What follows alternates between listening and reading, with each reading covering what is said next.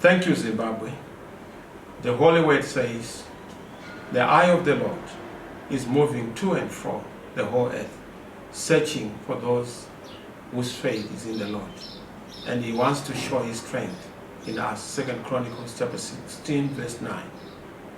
I have no doubt that blessed is a nation whose God is the Lord.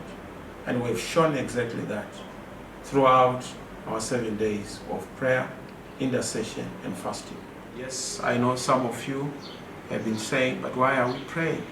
There is no dialogue between man and man, which is not ordained by the Lord. So dialogue with our Maker is very important. Now that we've dialogued with our God, we have to dialogue men between men. And to be able to do that, we have to take some very practical steps going forward. And those decisive steps are going to be announced to you in due course. But I want to thank you. I want to thank you wherever you are. You have managed to come together as a people. I was amazed at the number of people who joined us in prayer, who joined us in fasting. I saw you, your messages in my inbox, your messages directly, your calls. They've been so encouraging. I want to thank you, Zimbabwe. You have shown your ability to be in the presence of the Lord. And thank you for everything you have done. Pastors, bishops, and all the prophets who have been working together with us in this prayer, we want to thank you. As you know, we are suffering. As you know, we have very difficult challenges in our country. Shortages of everything.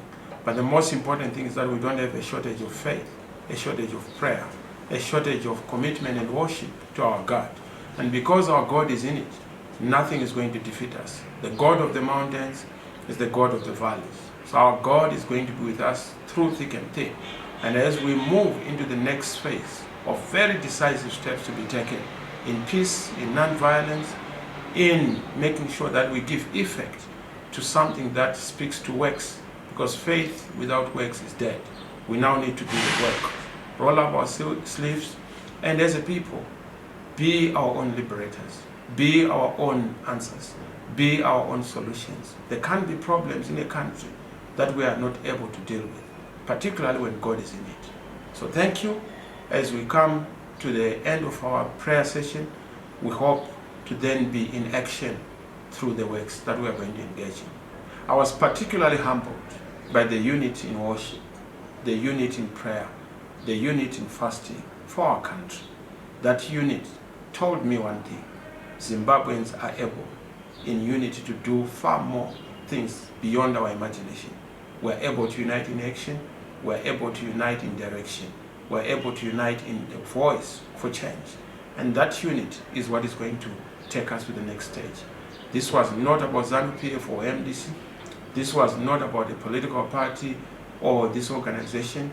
Yes, you were able to transcend your denominations.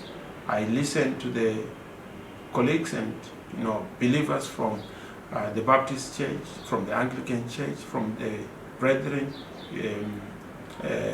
across the various denominations. And I thank that unity of purpose. When all is said and done, Prophet Malachi in chapter 3 verse 12 says, all nations shall call you blessed, and you shall be a delightful land.